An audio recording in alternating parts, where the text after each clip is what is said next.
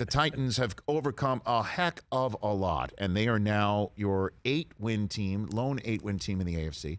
They're your top seed in the AFC by a game and a half over the Ravens. And joining us right now on the Mercedes-Benz van phone line is one of the best in the business, an All-Pro and a Pro Bowler, and he is joining us fresh off of that big win at home against the New Orleans Saints. Kevin Byard here on the Rich Eisen Show. How are you, Kevin? I'm doing well. How you doing, Rich? Thanks for having me. Thank you for coming on this program. So what makes your team tick the way that it ticks, Kevin? I don't know, man. I think just the culture that we have here in Tennessee, I think we're just blue-collar guys.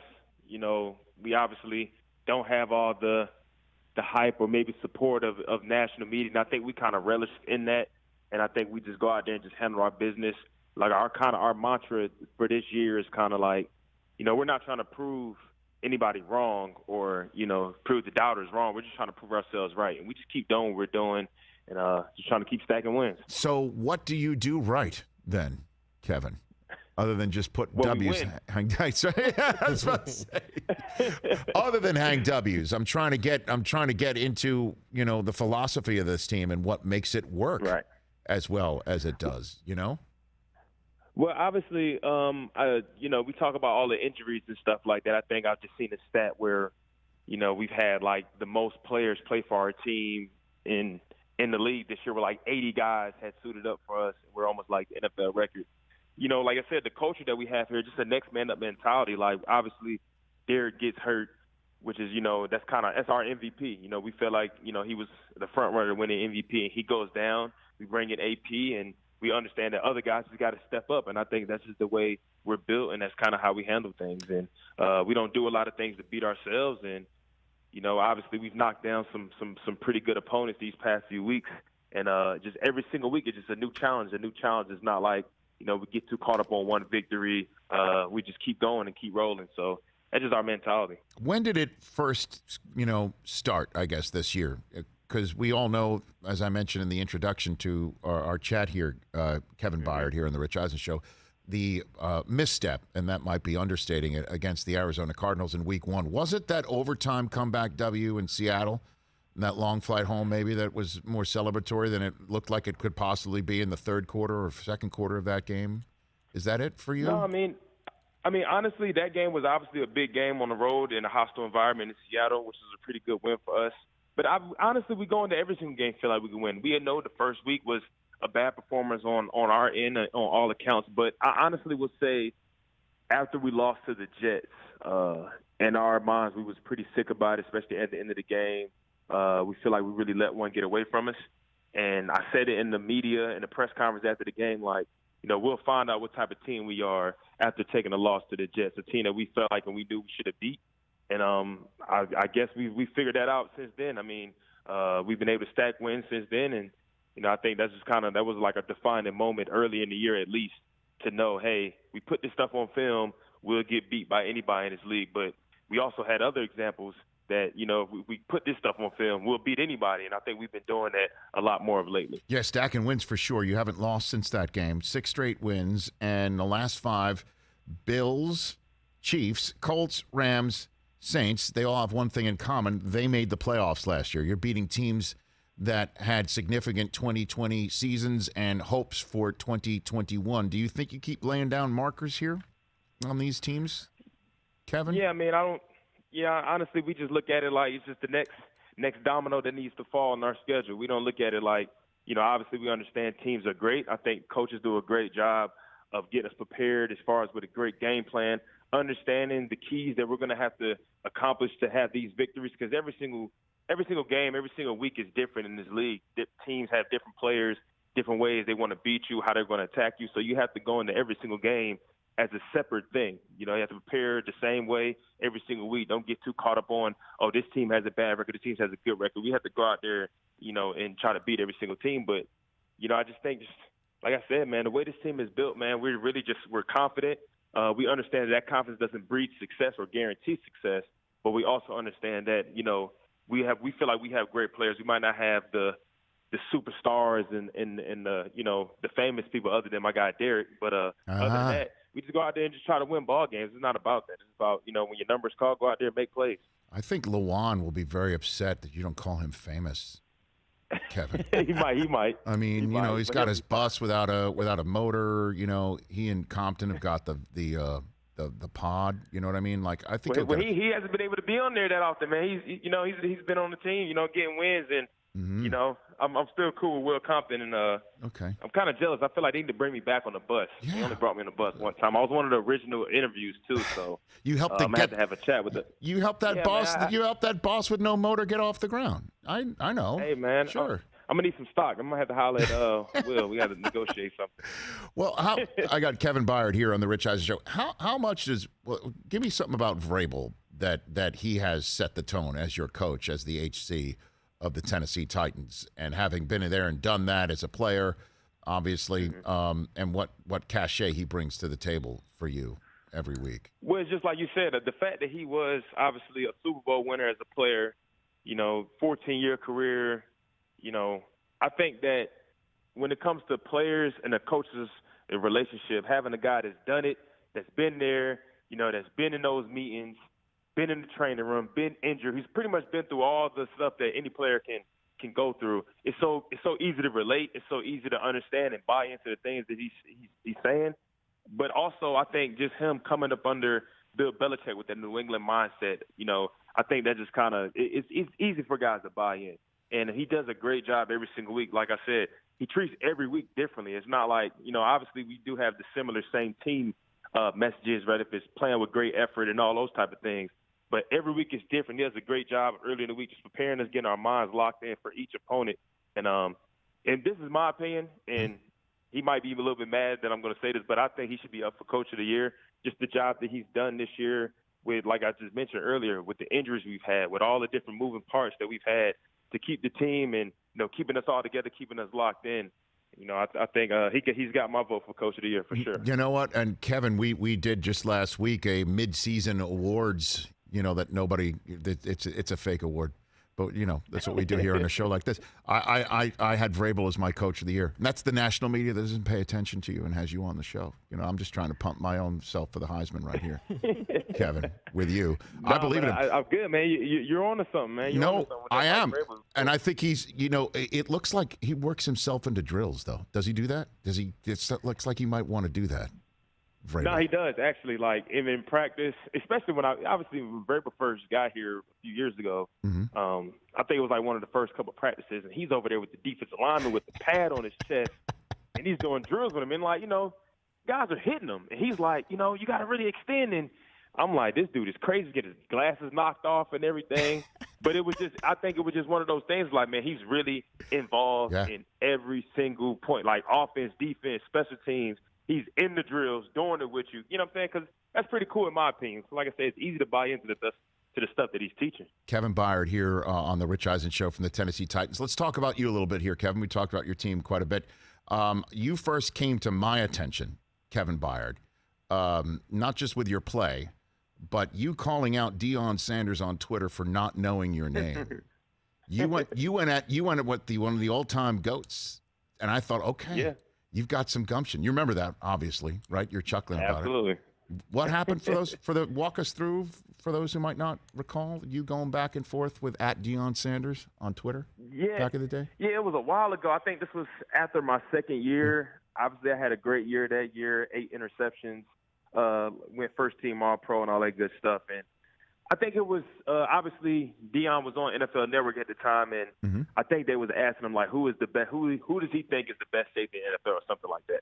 And obviously, me being a young player, I think he said Tyrann Mathieu, who I feel like is one of the best safeties in the NFL. Sure. And I'm just a young player. I'm like, how did you? I think I tweeted at him, or I just made a tweet, and I was like, how do you come up with that? The best safety without naming the first team All-Pro safety that year. And I think it was like me and Harrison Smith or something. Right. And he ended up tweeting back and saying something like, I know who everybody thinks was the best. And, it's something to the extent that pretty much I'm continuing to be the man and you continue to be a fan.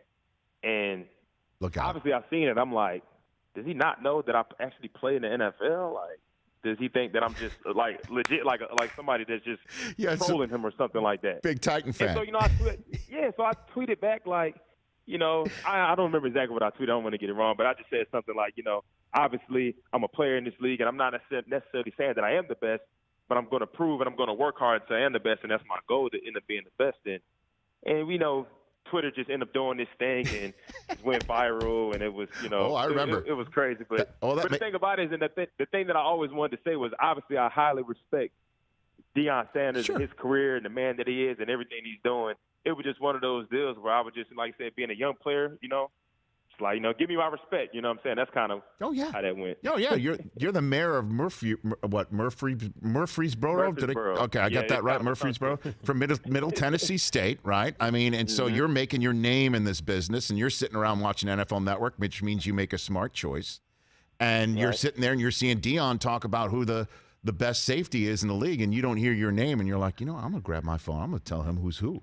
And we saw that. We saw that, Kevin. We saw that, man. And we were like, okay, he's going right at prime. And that was great. It's funny, Rich, because, that was great. As I'm older now as a player, that type of stuff, people vote. People are going to have their favorites. That's just what it is. I mean, you have some people that go to, like, obviously you went to Michigan, your favorite quarterback of all time might be Tom Brady. You know what I'm saying? Based upon that. Yes. And it just, people have their favorites and stuff like that. And me as a player now, I've accomplished a lot in this league so far, and I still feel like I don't get the recognition that I deserve. But at the end of the day, that type of stuff doesn't matter. I can only control what I can control. I'm just trying to help my team get wins. And if I get accolades along the way, cool, great. But at the end of the day, my family's healthy. I'm healthy. Don't have too much to complain about. Knock on wood, no doubt about that. And look, Deion does go way back with Tyrann Mathieu, back to absolutely counseling him out of the honey badger days into the NFL and things like that. But you're currently where does he rank right now, Chris, on the PFF safety list? Right now? Kevin is the -- safety according to Pro Football Focus. Okay, there you go. And so these are the metrics that you're putting up. Do you guys? And before leaving you, before we return to the team. Most important stuff is the stuff that you're doing with your wife, the Byard Family Legacy Fund. Tell me about that. What are you up to with that, Kevin? Yeah, so the Byard Family Legacy Fund is a foundation me and my wife started a couple of years ago. Obviously, we feel like God has given so much to us and given us so much grace. We wanted to be able to extend that to people that, obviously are maybe falling on tough times or whatever the case may be. We have a lot of – because I was already doing a lot of stuff in the community already, but I felt like I wanted to be able to put something together whereas though we could have yearly activities from, I have back-to-school events. We have a Thanksgiving event coming up as well. So if you want to look up or try to check in with all this stuff and check out for updates, you can go to byardfamilylegacy.org.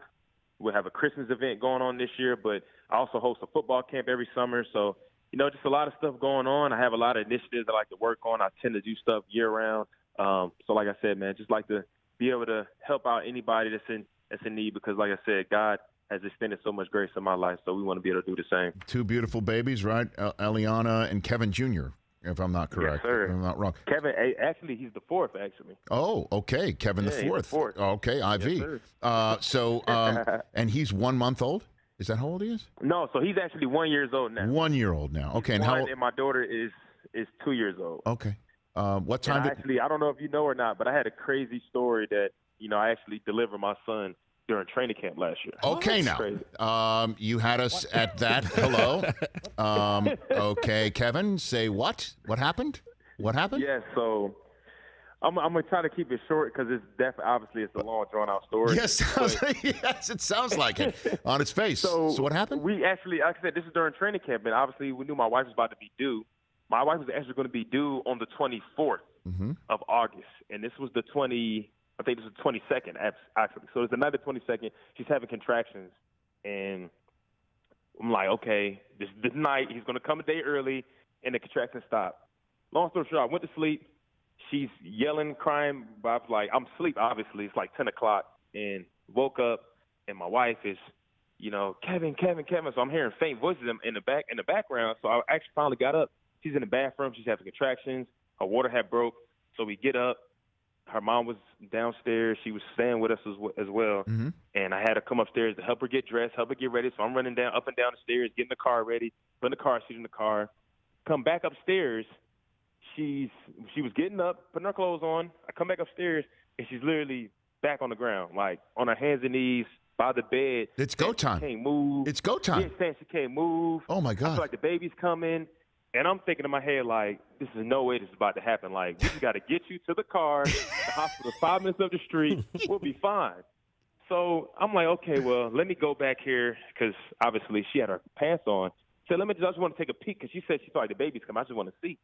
And I look back there, and the head is already coming out. Come on. The head is coming out.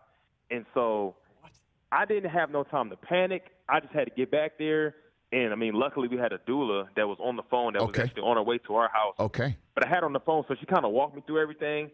But, man, it was one of the craziest things that ever happened with me and my wife. And, I mean, I pretty much – it's funny. I always say that last season I only caught one interception last year. Yeah. But it was actually 2. It was actually 2. And that was probably my greatest interception I ever caught. Amazing.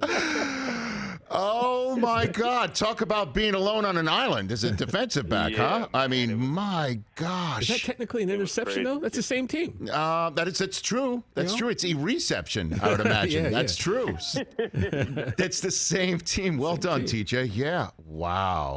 Okay, yes, sir. I got to give all credit to my wife, even though I caught the baby. Always. She did everything. Of course. I mean, of course. It was wild. I would say so. Boy, that puts the legacy in the family legacy fund. I'll tell you that. Hey, you're right about that. Oh my gosh, what a pleasure to have you on. Good luck the rest of the way. Let's reconnect, please, as you go about your business. Rich, I appreciate you. I appreciate you having me on the show, man. Okay, and when you say national media doesn't pay attention, remember, you can't paint us all with the broad brush. Okay, we're not all the same. Is what I'm saying. You're right about that, Rich. You've always been a good guy. Okay. You've always been on a good team. I appreciate that. Have a good rest of your Monday. Let's chat again soon. All right, Rich. Hey, you watched all the way to the end. Thanks for that. Watch more right here.